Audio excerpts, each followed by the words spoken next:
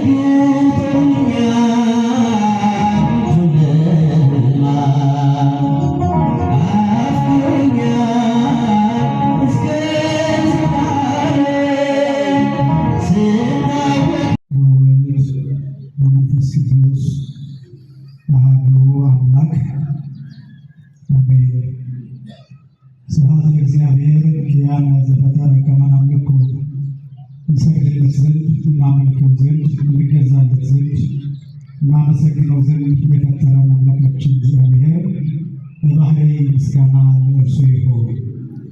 ስብሐት ለማርያም እመ አምላክ እግዝእትነ ወመድኃኒትነ። መድኃኒታችን መመኪያችን ለምትሆን የእናታችን ለንጽሕት ቅድስት ድንግል ማርያምን የጸጋ ምስጋና ለእርሷ ይሁን። ስብሐት ለመስቀለ ክርስቶስ ዘመድኃኒት ኃይልነ ወፀወንነ። ኃይላችን አምባችን መጠጊያችን ጋሻችን ለሚሆን በቀራንዮ ለተተከለ መድኃኒት ለሚባል ለክርስቶስ መስቀልም የጸጋ ምስጋና ለእርሱ ይሁን።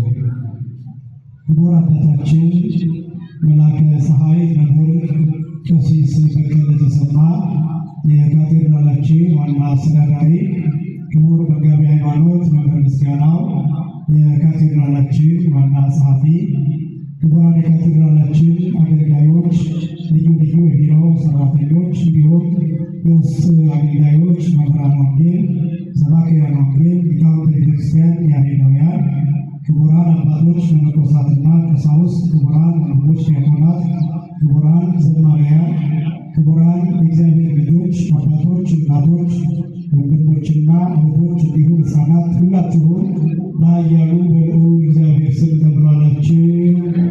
እንደምን አመሻችሁ?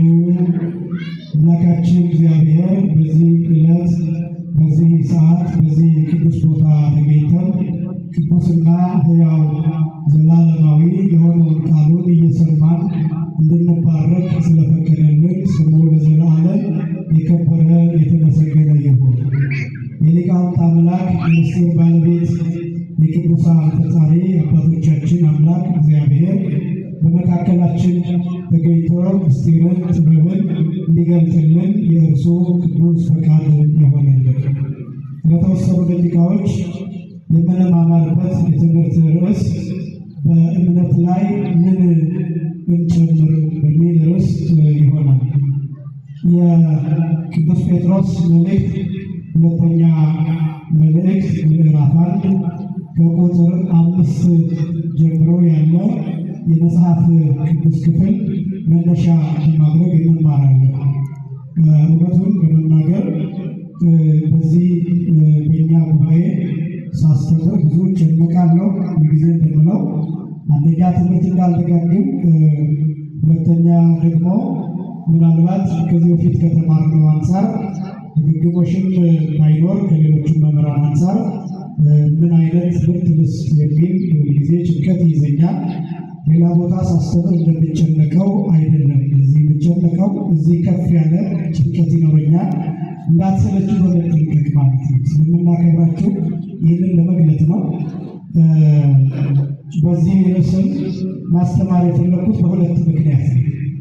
በእምነት ላይ ምን እንጨምር የሚለው አንደኛ አሁን ያለንበት ሳምንት ምኩራብ ተብሎ ስለሚጠራ ከዚህ ሀሳብ ላለመውጣት ይህንን ሀሳብ ለመጠበቅ ነው አንደኛው። ሁለተኛው የሁላችንም ሃይማኖት አለን፣ እምነት አለን እና በዚህ ላይ ግን መያዝና መጨመር ያለብን በተለይ ደግሞ በዚህ ጾም መለማመድና ማሳደግ ያለብን ምንድን ነው የሚለውን ሀሳብ እሱን ለማሳየት በእምነት ላይ ምን እንጨምር በሚል መጠይቃዊ ቃል ለትንሽ ደቂቃዎች ቆይታ እናደርጋለን። የመጀመሪያው ይህ ሳምንት ምኩራብ ይባላል። አሁን ስለ ምኩራብ ብዙ ነገር ለመናገር አይደለም። ከእሑድ ጠዋት ጀምሮ ስንሰማው የቆየ ትምህርት ነው።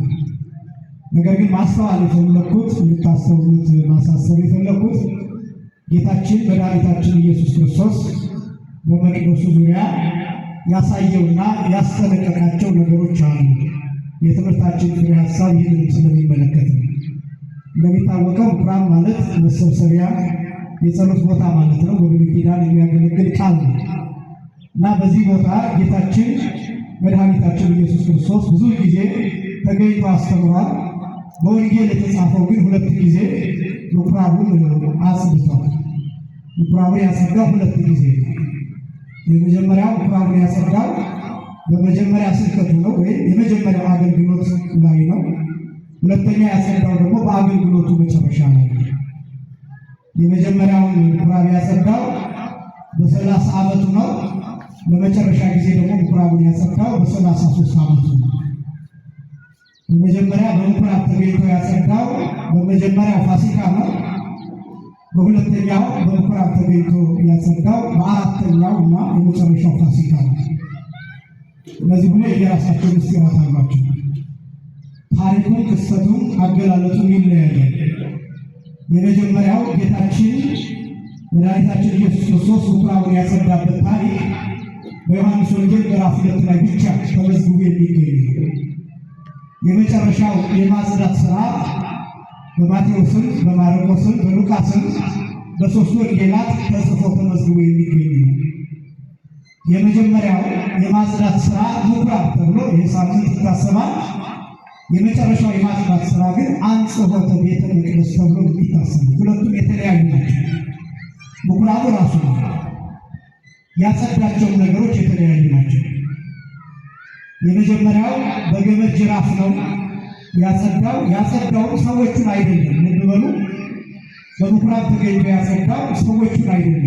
በመጀመሪያ የገመድ ጅራፍ ሰርቶ ወገብረ መቅሰፍተ ጥምጣሜ ዘሐመል ይላል። ከገመድ ጅራፍ ሰርቶ በዚያ እየገረፈ እንስሳቱን፣ በሬዎቹን፣ በጎቹን እና ርግቦቹን እነዚህ እንዳስወጣ ይናገራል። ሰዎቹ ግን አላስወጣቸውም። በመጀመሪያው የማጽዳት ሥራ። በሁለተኛው በአንጽሖተ ቤተ መቅደሱ እግዚአብሔር እንዳለ የሚያምኑ ግን ደግሞ እግዚአብሔር እንደሚፈልግ ያልተጓዙ ናቸው። እግዚአብሔር ያንን መቅደስ እንደሰጣቸው የሚያምኑ ግን በዚያ ልክ የሚያይሄዱ በዚያ ትእዛዝ የማይሄዱ ያን ስርዓት የማይጠብቁ ናቸው። ሁላችንም እናምናለን። ሁላችንም ሃይማኖት አለን። በጣም ትልቁ ችግር ግን ሃይማኖት አለን፣ እምነት አለን። በሃይማኖታችንና በእምነታችን ላይ ድንበር አንችልም። በነገራችን ላይ ይህ ቅዱስ ጴጥሮስ መልእክት የተጻፈበት ዋና ምክንያት አንዱ ምክንያት ይሄ እምነት ብቻ ያድናል ብሎ የሚያምኑ ሰዎች ነበሩ በዚያ ዘመን። ቅዱስ ጴጥሮስ ሁለተኛው መልእክት የጻፈበት ምክንያት ይሄ ምግባር አያስፈልግም። አንድ ሰው በ40 ቀን በ80 ቀን ከተጠመቀ በኋላ የልጅነት ጥምቀት ካገኘ በኋላ የፈለገውን አይነት ኃጢአት ቢሰራ ችግር የለውም። በኢየሱስ ክርስቶስ ይጸድቃል፣ እንዲያው በጸጋው ይጸድቃል እያሉ ይቀልዱ ለነበሩ ሰዎች ይሄ መልእክት ይጻፋል። በጣም ብዙ ሰዎች አሉ፣ ሃይማኖት እያላቸው እምነት እያላቸው ምግባር ላይ የሚቀልዱ ሰዎች አሉ። በሃይማኖት ላይ ምግባር ያስፈልጋል፣ በእምነት ላይ ምግባር ያስፈልጋል። ጌታችን መድኃኒታችን ኢየሱስ ክርስቶስ በማቴዎስ ወንጌል ምዕራፍ 6 ላይ ምግባርን ያስተምራል። ስንጾም እንዴት መጾም እንዳለብን፣ ስንጸልይ እንዴት መጸለይ እንዳለብን፣ ስንመጸውት እንዴት መመጽወት እንዳለብን ክርስቲያናውያን የሚባሉት ዋና ዋና ምግባራት ተብሎ የሚጠሩትን እነዚህን አስተምሮናል ጌታ።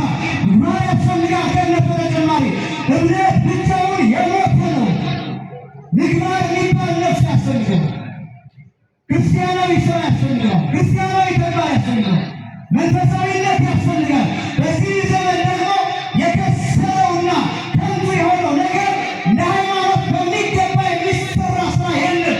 ያው ስራ የሚሰራ ሰው ይናቃል፣ ይገለላል፣ ይተዋል፣ እንዳልሰለጠነ ሰው ይቆጠራል። እነዚህ ናቸው ከምኩራቡ እንዲወጡ ተደረገ።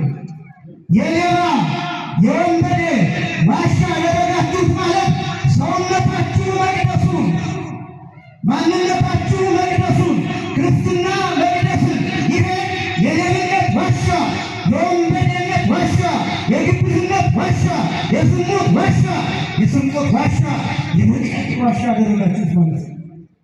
የከበረውን ሰውነት በሜሮን በሥጋው ደግሞ የከበረውን ሰውነት በ40 ቀን በ80 ቀን የከበረውን ሰውነት ክርስቶስ የሞተለትን ሰውነት የተገረፈለትን ሰውነት ደም የፈሰሰለትን ሰውነት ቤተ ክርስቲያን በልዩ ልዩ ክቡር ነገር ያከበረችውን ሰውነት ካህናት የሚደክሙለትን ሰውነት ቤተ ክርስቲያን ዕለት ዕለት የምትደክምለትን ሰውነት 24 ሰዓት የሚጸለይለት ሰውነት የሚለመንለት ሰውነት ሥጋ የተቆረሰለት ካሳ የተከፈለለት ሰውነት ቅዱሳን በሰማይ የሚማልዱለት ሰውነት መላእክት የሚጠብቁት ሰውነት ሰማዕታት የሚማልዱለት ሰውነት ያንን ሰውነት ዋሻ አደረገ። የሌብነት ዋሻ፣ የወንጀል ዋሻ፣ የጦርነት ዋሻ አደረገ። ሚሳኤል እየሰራ ሕፃናት የሚሞቱበትን ጥይት እየሰራ ሰዎች የሚያልቁበትን እየሰራ ዓለምን እያሸበርን እያስጨነቅን ወደኋላ ተመልሰን ዕዳ እያሰላን ወደኋላ ተመልሰን ቂምና በቀል እያወራረድን ሀገር ዓለምን አሳልፈን ለራሳችንን ኖረን ሌሎቹ ሕፃናት እንዳይኖሩት እያደረግን አዲሱን ትውልድ እየገደልን የሌልነት ዋሻ የወንድና ዋሻ አደረግነው። ሰውነታችን፣ ህብረታችን፣ ጉባኤያችንና አንድነታችን ዓለም እሱ ነው እየሰራ ያው እንደዚህ ያሉ ስናገር አሁን የመጣችሁት እዚህ የምትሰሩት አይደለም ይመናል። ከእናንተ በተጨማሪ በዚህ በልዩ ልዩ ሚዲያ የሚሰሩ ወንድሞች አሉ። ቤተክርስቲያኗን ጭራሽ የማያውቋት በሩቅ ሆነው የሚማሩ በሩቅ ሆነው የሚኖሩ ወንጌል የሚሰሩ እነዚህ ሰዎች አሉ። ምናልባትም እነዚህ እንዲሰሙትና ምን ማለት እንደሆነ እንዲረዱት ነው። በጣም ብዙ ሰዎች ሰውነታቸውን የልዩ ልዩ ነገር ዋሻ አድርገው ከመቅደሱ ርቀው የሚኖሩ በጣም ብዙዎች ናቸው። እየተቹ የሚኖሩ እየከሰሱ የሚኖሩ ቤተክርስቲያኒቷን እያማ በቤተክርስቲያኒቷ ላይ እያንጎራጎሩ የሚኖሩ በጣም ብዙዎች ናቸው። ለእነዚህ ጭምር እንዲደርስ ነው። እናንተማ መጣችኋል፣ በእናንተ ኮንትሮል ነው፣ በእናንተ ደስ ይላል። እናንተማ ቤተክርስቲያን ትሰማላችሁ፣ መልካም እኮ ነው። ነገር ግን በእናንተ በኩል ሌሎችን እናስተምራለን። ይህ ማለት ነው ጌታ ጉባኤውን ሲያስተምር አንድ ሕፃን በመካከላቸው አቁሞ እነዚህ ሕፃን ካልሆናችሁ ወደ መንግሥተ ሰማያት ከቶ አትገቡም ብሎ ሕፃኑን ምሳሌ አድርጎ እንዳስተማረ እኛም እናንተ ምሳሌ አድርገን ስለምናስተምር እንጂ ምንነውም ሰው እናንተን አይደለም፣ ምንገስጸው እናንተን አይደለም። ምናስተምረው በእናንተ በኩል ሌሎችን ነው። ይህ ብቻ ሳይሆን እናንተ ሌሎች እንድትነግሩ ጭምር ነው። እንዲህ አይነት ሰዎች አሉ። ሰውነታቸው ዋሻ ያደረጉ የሱስ ዋሻ፣ የማቴዎስ ዋሻ፣ የመቃብ ዋሻ ያደረጉ ከቤተክርስቲያን የሸሹአሉ። እግዚአብሔር እነሱ ወደ መቅደሱ እንዲያመጣለን የእሱ ቅዱስ ፈቃድ ይሆንልን። የሌብነትና የወንበዴነት ዋሻ ያደረጋችሁ ብሎ የሚናገረው ይሄ በእምነት ላይ ምንም ሳይጨመር ሲቀር እነሱ ነው የሚሆኑ። መቃረብ ይመጣል፣ መገፍተር ይመጣል። ስለዚህ እንዳንገፈተር እንዳንባረር በእምነት ላይ ምንም ጨምር የሚሉ ጥቂት ነጥቦችን እነሱን ከመጽሐፍ ቅዱስ ብቻ አሳያለሁ።